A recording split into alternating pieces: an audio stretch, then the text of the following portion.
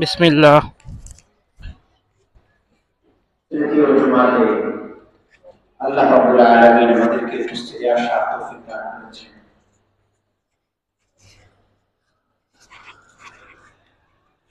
কোরআন সুন্নাহ থেকে কিছু আলোচনা শোনার তৌফিক দান করেছেন। আল্লাহ রাব্বুল ইজ্জতের দরবারে অত্যন্ত আজমতের সাথে অন্তরের অন্তঃস্থল থেকে শুকরিয়া আদায় করছি। আলহামদুলিল্লাহ।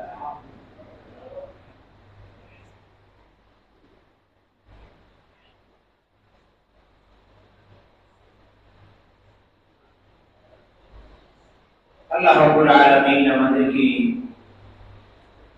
মায়া করেছেন, মহব্বত করেছেন। আল্লাহ তাআলা আমাদেরকে রমাদানুল মুবারকে উপনীত করেছেন। মুসলিম সমাজের জন্য রমাদান একটা চেতনার মাস। রমাদান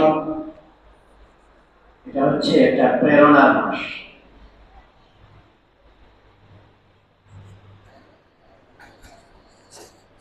এই রমাদান মাসে 17ই রমাদান ইসলামের ইতিহাসে সর্বপ্রথম যুদ্ধ বদর যুদ্ধ প্রতিষ্ঠিত হয়। এই রমাদান মাসে শুরু হয়। রমাদান হলো মানে বদরের চেতনা। আল্লাহ রাব্বুল আলামিনের রেদামন্দি হাসিল করার একটা প্রেরণা।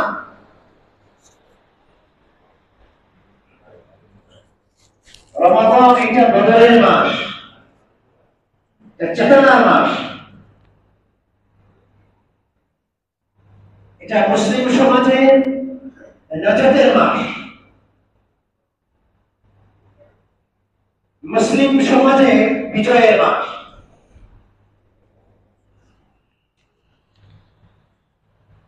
আল্লাহ রাব্বুল আলামিন আমাদেরকে রমাদানুল মুবারকে সমস্ত তাৎপর্য বহন করে রমাদানকে কাজে লাগানোর তৌফিক দান করুন। আল্লাহুম্মা আমিন।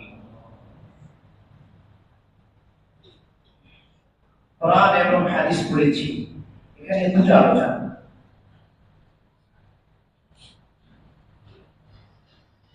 সেই আলোচনার আগে সকলের সামনে একটা দোয়া নিতে চাই, স্মরণ করিয়ে দিতে চাই।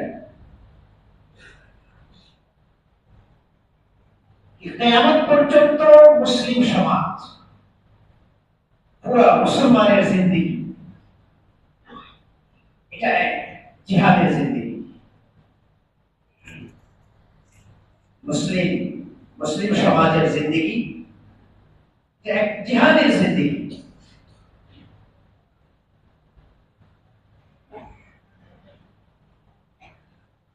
এটা হলো ডিফেন্ডেবল জিন্দেগি। আমরা ডিফেন্ড করি, আক্রমণ করি।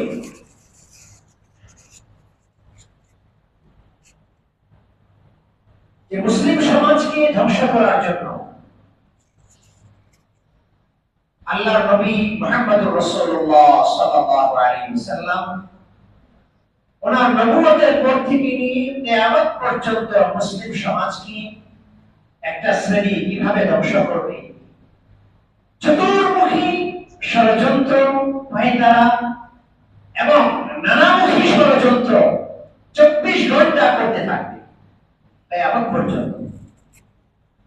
এর মধ্যে মুসলিম সমাজ তার জীবন, তার জিন্দেগি, তার হায়াত, তার মৌত, তার আমল, তার ঈমান ও ইখলাসকে যত সুন্দর করে জীবনকে গঠন করতে পারবে, সেই মুসলিম সমাজ তার পুরা জিন্দেগির জিহাদে সে বিজয়ী হবে। কথাটাকে যদি আরো ভেঙে বলি, মুসলিম সমাজ মৃত্যুর আগ পর্যন্ত একটা ফিতনার মধ্যে, একটা অন্তরের সাথে ফিতনা হবে, কাফেরদের সাথে ফিতনা হবে, ফিতনাকে মোকাবেলা করে আমাদের ঈমানকে ঠিক রাখতে হবে, ইখলাসকে ঠিক রাখতে হবে, আমলকে ঠিক রাখতে হবে এবং আমার ঈমানের সাথে মতের নিশ্চয়তা অর্জন করতে হবে। এরই নাম হলো মুসলিম। আমাদের ঈমানকে কখনো চুরি করে নিয়ে যাবে, আমাদের আমলকে ধ্বংস করে দিবে, আমাদের হায়াতকে ধ্বংস করে দিবে। এর মধ্যে মুসলিম সমাজকে তার জীবনে ঈমানের উপর অটল অঞ্চল থাকতে হবে। এটা হলো মুসলিম সমাজের চেতনা এবং প্রেরণা।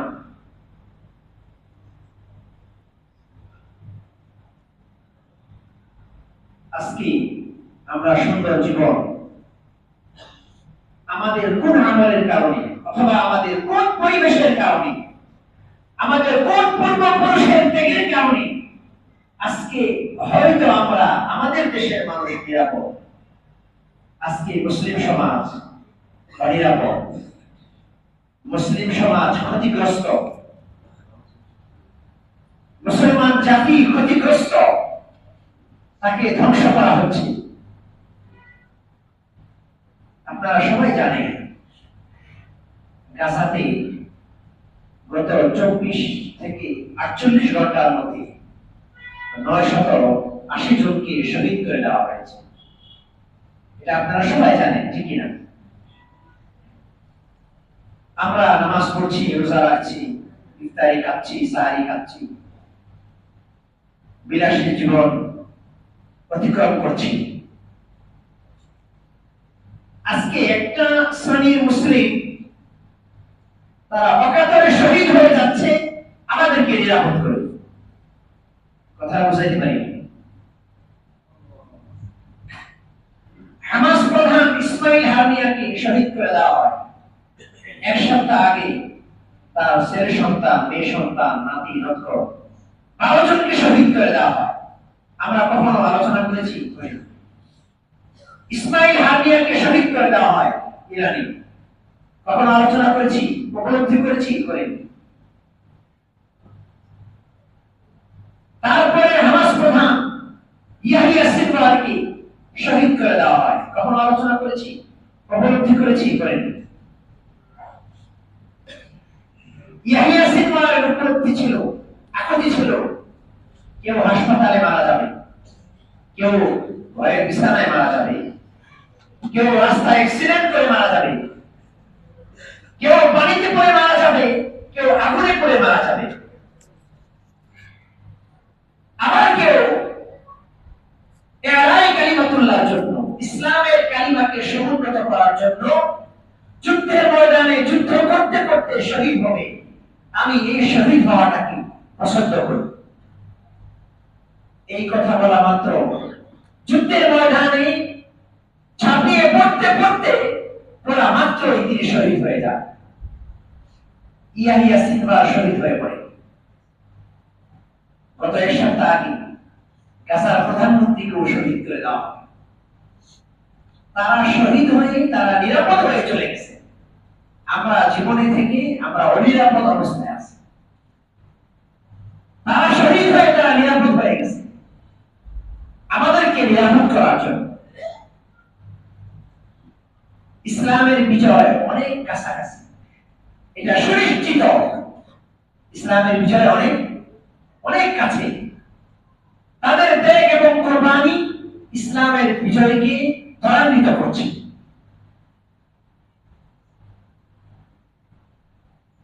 আমরা তাদের জন্য কি করতে পারি? আমরা তাদের জন্য দোয়া করি, তাদের জন্য আমরা সাহায্য পাঠাই। আমরা তো খাইতে পারি, তারা এখন 17 কোটি টাকার মালিক, ফকির হয়ে গেছে। এই যে একের পর এক শহীদ হয়ে যাচ্ছে, কারণ তারা ঈমানি শক্তিতে বলীয়মান, ঈমানি শক্তিতে তারা বলীয়মান। হাসর ওই দেশে হবে, কিয়ামতের পরে পুনরুত্থান ওই দেশে হবে।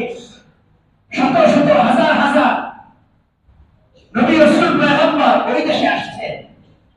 আল্লাহ নবী সাল্লাল্লাহু আলাইহি ওয়াসাল্লাম তাদের জন্য দোয়া করেছিলেন, আল্লাহুম্মা বারিক লানা ফি শামিনা। কি দোয়া করেছেন বলেন? হাদিসের ভাষা, আল্লাহুম্মা বারিক লানা ফি শামিনা, আল্লাহ শাম দেশে বরকত দান করে। সেই শাম দেশে এমন বরকত হবে, শাম দেশ বলা হয় সিরিয়া, ফিলিস্তিন এবং জর্ডান, এই তিন দেশ আর ইরাকের কিছু অংশ, এই পুরো অংশটাকে বলা হয় শাম। তবে সম্পূর্ণ সিরিয়া এটা শামের অন্তর্ভুক্ত। আল্লাহ নবী বলেছিলেন, আল্লাহুম্মা বারিক লানা ফি শামিনা, আল্লাহ এই শাম দেশে বরকত দান করে। এই শাম দেশে হাসর হবে, এই শাম দেশ থেকে ইমাম মাহদী আলাইহির রহমান পুরো পৃথিবী বিচার করবে, পুরো পৃথিবী শাসন করবে। মুসলমান সমাজ গড়টা উঁচু করে দাঁড়াবে। মুসলিম সমাজ, হিন্দুস্তান থেকে মুসলিম সমাজ, ভারত থেকে, বাংলাদেশ থেকে, পাকিস্তান থেকে মুসলিম সমাজ সেই খোরাসান, শামে চলে যাবে। এটা হলো মুসলমানদের ইতিহাস। এটা মুসলমানদের একটা চেতনা থেকে আমি কথাটা বললাম।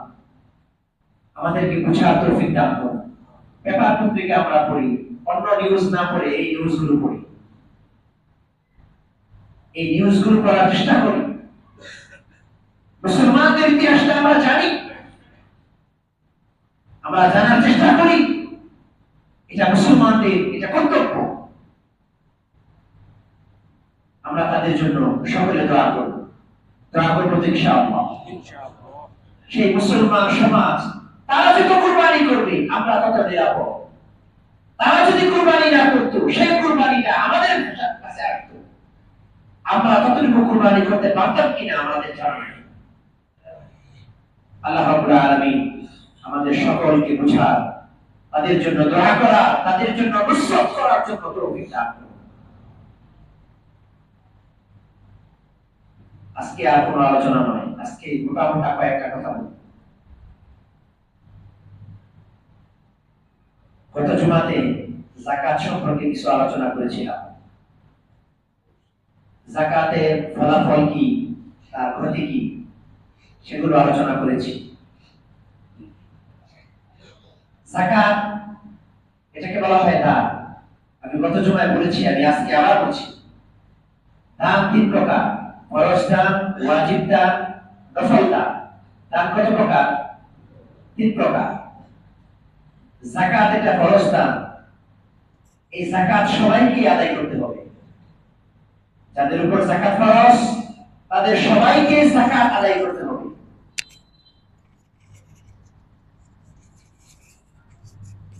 কেউ যদি যাকাত আদায় না করে, সেই যাকাতের অর্থ এবং তার অর্থ, এই দুই অর্থকে ব্যাংকে জমা করে রাখে। হযরত আব্দুল্লাহ ইবনে আব্বাস রাদিয়াল্লাহু আনহু থেকে বর্ণিত, আল্লাহর নবী ইরশাদ করেছেন, কেউ যদি যাকাতের অর্থ সহ জমা করে রাখে, ব্যাংকে জমা করে রাখে, তাহলে তার এই জমাকৃত তার বৈধ সম্পদটুকু যাকাত না দেওয়ার কারণে তার সম্পূর্ণ সম্পদ অবৈধ হয়ে গেল, সম্পূর্ণ সম্পদ অপবিত্র হয়ে গেল। এটা হলো আল্লাহর নবীর হাদিস। কথা বুঝে আসে? কোরআনে কারীমে ইরশাদ হয়েছে, ওয়া ফি আমওয়ালিহিম হাক্কুম মা'লুম লিস-সাইলি ওয়াল মাহরুম। যারা মাহরুম, সুবিধা বঞ্চিত, যাদের কাছে অর্থ নাই, অসহায় দরিদ্র, তাদের অংশ, যাদের মাল আছে তাদের মালের মধ্যে আছে একটা অংশ। ওয়া ফি আমওয়ালিহিম হাক্কুম মা'লুম, ধনীদের মালের মধ্যে গরিবদের একটা নির্ধারিত অংশ আছে। সেই অংশটা কি? সেই অংশ হলো 40 টাকায় 1 টাকা, 100 টাকায় কত টাকা বলে? 2.5 টাকা। বড়লোকদের সম্পদে গরিবদের হক আছে। 40 টাকায় 1 টাকা, 100 টাকায় 2.5 টাকা, 1 লাখ টাকায় বলেন না কত টাকা? 1 কোটি টাকায় 2.5 লাখ টাকা, 100 কোটি টাকায় 2.5 কোটি টাকা। একজনের যাকাত হিসাব বের করে দিই, ওনার 21 কোটি প্লাস যাকাত আসে। আরেকজনের হিসাব বের করি, এক সপ্তাহ সময় লাগে, অনেক ব্যাংক ব্যালেন্স, অনেক টাকা পয়সা সম্ভব। একজন মহিলা, তার যাকাত আসছে 14 কোটি টাকা, সম্পূর্ণ যাকাত হাফাজারি মাদ্রাসায় দিয়ে দেয়। উনি চিন্তা করে এত ঝামেলা নিতে পারবো না, এক মাদ্রাসায় সম্পূর্ণ টাকাটা দিয়ে দেয়। তো যাই হোক, তো সেই মহিলা এটা চিন্তা করে যে আমার যাকাত এটা আমার কাছে রাখার কোনো অর্থ নাই, আমার যাকাত আমার কাছে রাখার কোনো অর্থ নাই। তো যাকাত এটা ফরজ, এটাকে আদায় করতেই হবে। আল্লাহর নবীর হাদিস থেকে একটা হাদিস বলি, বুখারী থেকে বর্ণিত, আব্দুল্লাহ ইবনে আব্বাস রাদিয়াল্লাহু আনহু থেকে বর্ণিত, আল্লাহর নবী হযরত আবু বকর সিদ্দিক রাদিয়াল্লাহু আনহুকে মদিনাতে 5টা গোত্র বসবাস করতেন। কয়টা গোত্র? 5টা। বনু আউস, বনু খাজরাজ, বনু নজির, বনু কুরাইজা এবং বনু কাইনুকা, এই 5টা গোত্র বসবাস করতেন। এর মধ্যে 3টা গোত্র হলো ইহুদি আর 2টা গোত্র হলো খ্রিস্টান নাসারা। বনু কাইনুকা এটা ইহুদি গোত্র। আবু বকর সিদ্দিক রাদিয়াল্লাহু আনহু কি সেই গোত্রের কাছে প্রেরণ করে, যাও তুমি গিয়ে তাদেরকে বলো আকিমিস সালাতা ওয়া আতুস যাকাতা ওয়ারকাউ মা'আর রাকিন, যে তোমরা যাকাত দাও, তোমরা ঈমান আনো, নামাজ পড়ো, যাকাত দাও। সেখানে গিয়ে দেখলেন যে এক ভরা মজলিস ইহুদিদেরকে নিয়ে ইহুদি সম্প্রদায়ের আলিম, তাদের সম্প্রদায়ের পণ্ডিত ব্যক্তি আলোচনা করছে। তার নাম হচ্ছে ফাখাস ইবনে আশুরা। ফাখাস ইবনে আশুরা ইহুদি দলনেতা, তাকে গিয়ে বলেন যে আমাকে আল্লাহর নবীর পক্ষ থেকে পাঠানো হয়েছে আপনাকে চিঠি দেওয়ার জন্য, আর আপনি ঈমান আনেন, আপনার গোত্রের বাসিন্দাদেরকে নিয়ে ঈমান আনেন, নামাজ পড়ে এবং যাকাত প্রদান করেন, তথা আল্লাহ রাব্বুল আলামিনের পাকে ফরজে হাসানাত দান করেন। ফাখাস ইবনে আশুরা ইহুদি সম্প্রদায় দলনেতা পণ্ডিত আবু বকর সিদ্দিক রাদিয়াল্লাহু আনহুকে বলল, আল্লাহ যদি আমার কাছে ফরজে হাসানাত চায় তাহলে তো আল্লাহ গরিব, আমরা ধনী। কথা বুঝাছেন? ফরজে হাসানাত কে চায়? যার কাছে অর্থ নাই। তাহলে আল্লাহ যদি আমার কাছে ফরজে হাসানাত চায় তাহলে আল্লাহ তো গরিব, আমরা কি ধনী? আবু বকর সিদ্দিক রাদিয়াল্লাহু আনহু এই কথা শুনে রাগ এসে যায়, রাগ চড়ে মাথায়, সজোরে গালে থাপ্পড় দিলেন, সজোরে গালে থাপ্পড় দিলেন। ওয়াল্লাযী নাফসি বিয়াদিহি ওয়া আবী ওয়া উম্মি লাউ কাতালতু হাযা বিনাফসি। আবু বকর বলে, ওই সত্তার হাতে আমার জান প্রাণ নিবেদিত, যদি আল্লাহ নির্দেশ না করতেন তাহলে আমি তোমার গর্দান উড়িয়ে দিতাম। আল্লাহ রাব্বুল আলামিনের এক বিধানকে অস্বীকার করার জন্য সেই ব্যক্তি সুযোগ বুঝে আল্লাহর নবীর দরবারে আসে, ইয়া রাসূলুল্লাহ, আপনি কাকে পাঠিয়েছেন? সে তো আমাকে এভাবে মারধর করেছে। লম্বা ঘটনা সংক্ষিপ্ত আকারে বলছি। আল্লাহর নবী আবু বকরকে বললেন, আবু বকর, তোমার বিরুদ্ধে যে অভিযোগ আসছে সত্য কিনা জানাও। আবু বকর রাদিয়াল্লাহু আনহু বললেন, ইয়া রাসূলুল্লাহ, সে এই অভিযোগ করেছে, সে এই তুহমত দিয়েছে, সে এভাবে ছোট করেছে আপনাকে, এজন্য আমি তার গায়ে থাপ্পড় দিয়েছি, তার বেশি কিছু করিনি। কিন্তু সে অনেক বেশি কিছু বলে।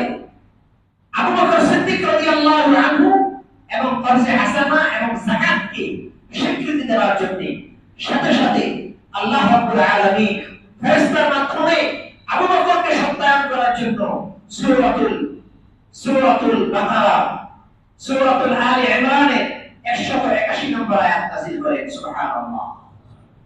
লাকাদ সামি'a আল্লাহু কাওলাল লাযীনা ক্বালু ইন্নাল্লাহা ফাকীরুন ওয়া নাহনু আগনিয়া সানাকতুবু মা ক্বালু ওয়া কাতলাহুমুল আমবিয়া বিগাইরি হাক্ক। আল্লাহ রাব্বুল আলামিন আয়াত নাযিল করেন, সামি'a আল্লাহু কাওলাল লাযীনা ক্বালু, তারা যা বলেছে, তারা কি বলেছে? যে ইন্নাল্লাহা ফাকীর, আল্লাহ কি বলেন? আল্লাহ কি? তারা কি বলেছে? আল্লাহ গরীব, ওয়া নাহনু আগনিয়া, আমরা ধনী। সানাকতুবু মা ক্বালু ওয়া কাতলাহুমুল আমবিয়া, তারা যেটা বলেছে আবু বকর সেটাই বলেছে, আবু বকর সত্য বলেছে। তারা যাকাতকে অস্বীকার করেছে। তাহলে এখানে বুঝবার বাকি নাই যে ইহুদি সম্প্রদায় যাকাতকে অস্বীকার করেছে, নাসারা সম্প্রদায় যাকাতকে অস্বীকার করেছে।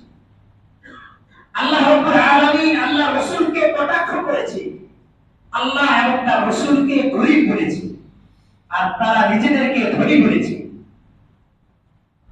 আল্লাহ রাব্বুল আলামিন তাদের এই বক্তব্যটাকে অস্বীকার করেছে। হযরত আবু বকর সিদ্দিক রাদিয়াল্লাহু আনহু আল্লাহর নবীর ইন্তেকালের পরে খলিফা হলেন। আল্লাহর নবীর ইন্তেকালের পরে চারটা ফিতনা দেখা দেয়। কয়টা ফিতনা দেখা দেয়? চারটা ফিতনা। কিছু মানুষ নবী দাবি করে বসে, কিছু মানুষ কি করে? নবী দাবি করে। কাব ইবনে আশরাফ নবী দাবি করে বসে, মুসাইলামাতুল কাযযাব নবী দাবি করে বসে, একটা ফিতনা। দুই নম্বর ফিতনা, কিছু সাহাবী, নতুন সাহাবী, তারা মুরতাদ হয়ে যায় তথা নাস্তিক হয়ে যায়, দুই নম্বর ফিতনা। তিন নম্বর ফিতনা, কিছু মানুষ খাজানায় যত ধনভাণ্ডার আছে সমস্ত অর্থগুলোকে ছিনতাই করে নিয়ে যায়। চার নম্বর ফিতনা, কিছু সাহাবী, কিছু নতুন মুসলিম সাহাবী যাকাতকে অস্বীকার করে বসে। চার নম্বর ফিতনা কি বলেন? যাকাতকে অস্বীকার করে বসে। হযরত ওমর ফারুক রাদিয়াল্লাহু আনহু অত্যন্ত কঠোর সাহাবী ছিলেন,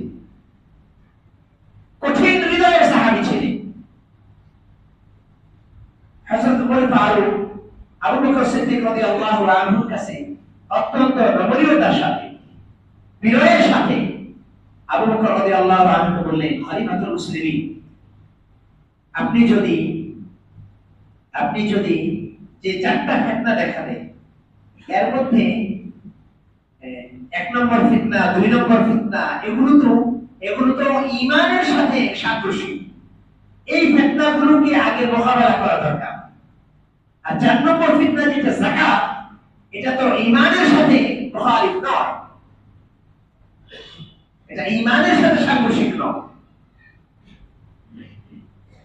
হযরত আবু বকর সিদ্দিক রাদিয়াল্লাহু আনহু হযরত ওমর ফারুক রাদিয়াল্লাহু আনহুর সাথে ওই দিন এই কথা বলার কারণে তার জীবনের সবচেয়ে বেশি যে সময়টাতে কঠোর হয়েছিলেন আবু বকর সিদ্দিক, ওই কথার কারণে আবু বকর ওমর রাদিয়াল্লাহু আনহুর সাথে অনেক বেশি পরিমাণে কঠোর হয়েছিলেন।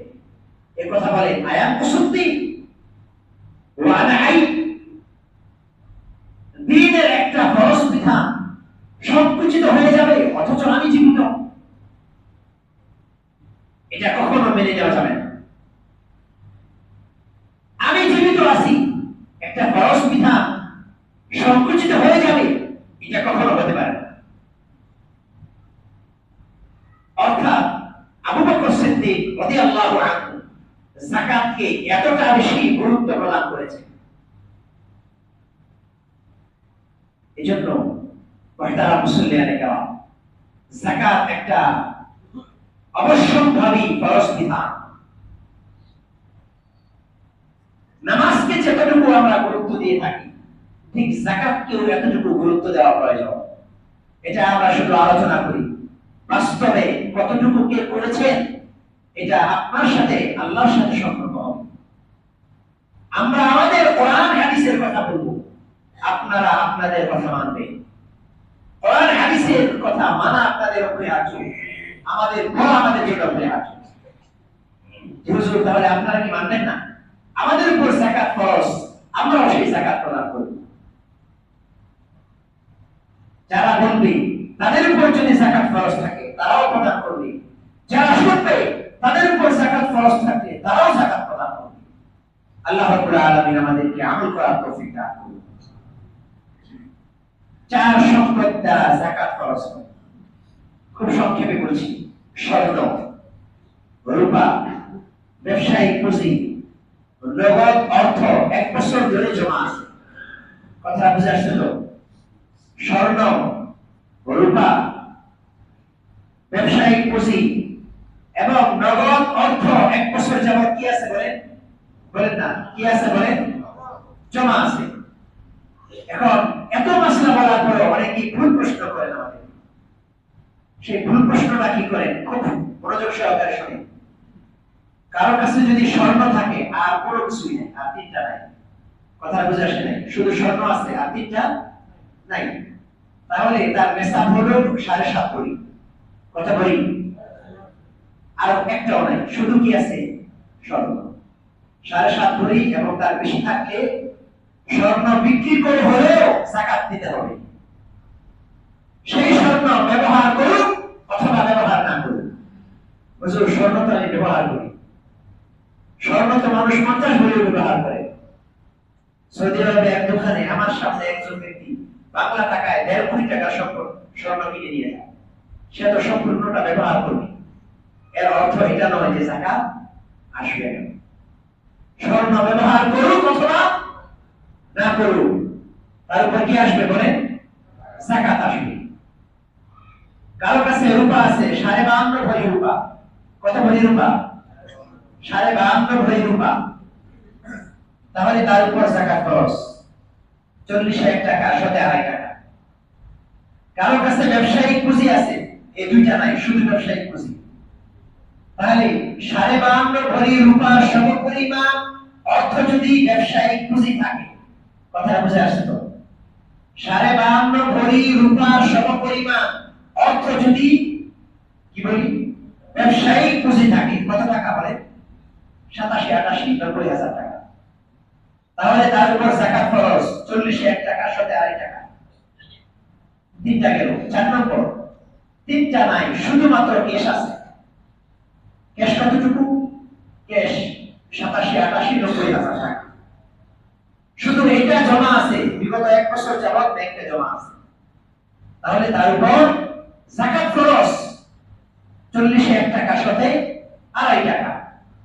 এখন আরেকটা বিষয় বুঝেন, কারো কাছে এই 4টা সম্পদ, কয়টা সম্পদ বলেন না? কয়টা সম্পদ? 4টা সম্পদের 2টা আছে। কয়টা আছে? 2টা, যে কোনো 2টা। এই 4 নম্বরটা 1 নম্বরটা, অথবা 3 নম্বরটা 2 নম্বরটা। কথা বুঝা আসছে? 4 নম্বরটা 1 নম্বরটা, 3 নম্বরটা অথবা 1 নম্বরটা অথবা 2 নম্বরটা, যে কোনো 2টা আছে। মানে 2 ভরি স্বর্ণ আছে, 50,000 টাকা আছে, 2 ভরি স্বর্ণ মূল্য ধরতে হবে আর 50,000 টাকা ধরতে হবে। এই জমাকৃত অর্থ মূল্য ধরে 40,000 টাকা, 2.5 টাকা। কথা কি বুঝে আসছে? কথা কি বুঝে আসছে? কারো কাছে হুজুর আমার কাছে 3 ভরি স্বর্ণ আছে আর 10,000 টাকা আছে, আমার উপর তো যাকাত ফরজ না। আমার উপর তো কি না? যাকাত ফরজ না। আমি জিজ্ঞাসা করলাম, ভাই আপনি কিভাবে বুঝলেন যাকাত ফরজ না? কই যে টাকাও নাই, আবার স্বর্ণও নাই। কথা বুঝেন নাই? 7.5 ভরি স্বর্ণও নাই, আবার সেই 90,000 টাকাও নাই, 50,000 টাকা। 3 ভরি স্বর্ণের মূল্য ধরতে হবে, আর এই 50,000 টাকা যোগ করতে হবে, দেখতে হবে এখানে কয় লাখ টাকা আসে, তারপর সেখান থেকে ধরে 40,000 টাকা, 2.5 টাকা যাকাত দিতে হবে। আল্লাহ রাব্বুল আলামিন আমাদেরকে বুঝার তৌফিক দান করুন। আর আজকে যারা ইতিকাফে বসবেন, আজকে মাগরিবের আগে, ইফতারের আগে ইতিকাফে চলে আসবেন। ইতিকাফের মাসাইল আমরা বিভিন্ন সময় আলোচনা করব, আজকে সময় শেষ। তো ইতিকাফ এটা অত্যন্ত গুরুত্বপূর্ণ আমল। 10 দিন আল্লাহ রাব্বুল আলামিনের কাছে গুনাহ মাফের দাবি করবে, এলাকার সবার জন্য ইতিকাফ করা জরুরি। কেউ যদি আদায় করে সবার পক্ষ থেকে আদায় করতে হবে। তাহলে এই জিম্মাদারি আমার কেশিয়ার সাহেবের একা নাকি সবার? যার যে 4-5 জন বসে, এই 4-5 জনের একা নাকি সবার? বলেন, জিম্মাদারিটা সবার। 4-5 জন আদায় করলে সবার পক্ষ থেকে আদায় করবে। এজন্য যারা ইতিকাফে বসবে আজকে ইফতারের আগে মসজিদে সমস্ত সামানা সহ চলে আসবে ইনশাআল্লাহ। আল্লাহ রাব্বুল আলামিন অনেক বেশি মানুষকে ইতিকাফ করার তৌফিক দান করুন।